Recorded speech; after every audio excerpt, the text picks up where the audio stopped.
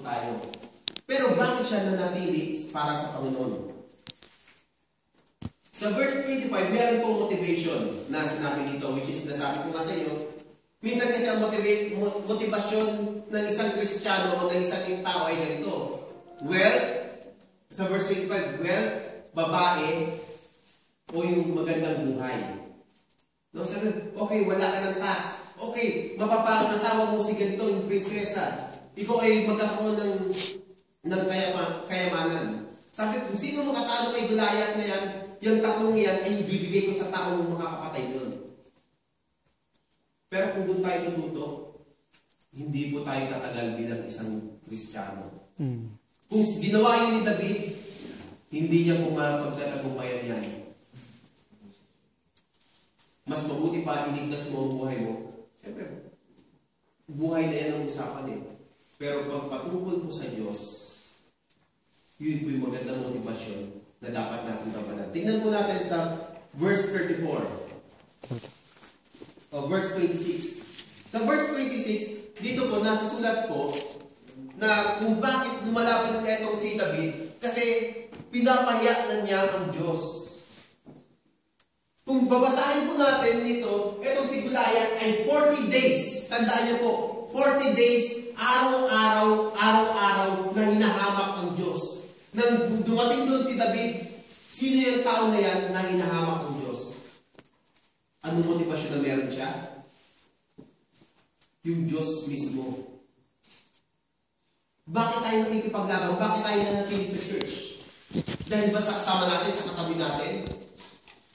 Kung bakit tayo nanatili sa church, kung bakit tayo naglilingkod sa bahay-sambahan na to, hindi dahil sa katabi natin, kundi dahil sa Diyos na pinaglilingkuran natin. Kasi mismo yung katabi natin iyan, baka iyan pa yung brothers natin. No, sabi ko kay David, no, hindi mo na kaya, ako, maglilingkod ka pa ba? Ano ba naman yan? Boses mo sa liwa. Kakanta-kanta ka pa dyan. No, yung paa mo, naku, eto na. Magkakaroon ng sayawan, kaya apiin mo na yung sarili mo. Parehong kaliwa ko yung paa ko. Tignan natin kung anyayarin pa ako. Pero para sa Panginoon, sasayaw pa rin. Napainom eh. In-encourage ko po. Yung iba, marunong mag-drama, marunong kumanta, paggamit na kayo. Pagdating nga niyo, wala talaga ako. Pero anyway, kailangan po magpatuloy po tayo sa Panginoon. Kung bakit po natin ginagawa ang bagay na ito, kung bakit po tayo nagsisimba, dahil ang pinaglilingkuran po natin ay tunay na Diyos. Amen.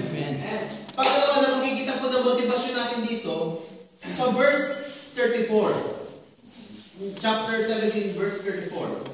Sabi dito, but David said to Saul, your servant has been keeping his father's sheep when a lion or bear came and carried off a sheep from the flock. I went after it, struck it, and rescued the sheep from the mouth. At pagkatapos yun, sabi niya, yung bear na yun, yung lion na yun, ay napatay ko. Anong punto dito na sinasabi ko? Bakit motivasyon? No? Ibig sabihin lamang, sa buhay ni David, na-experience ko kung gaano niya ako inalagaan.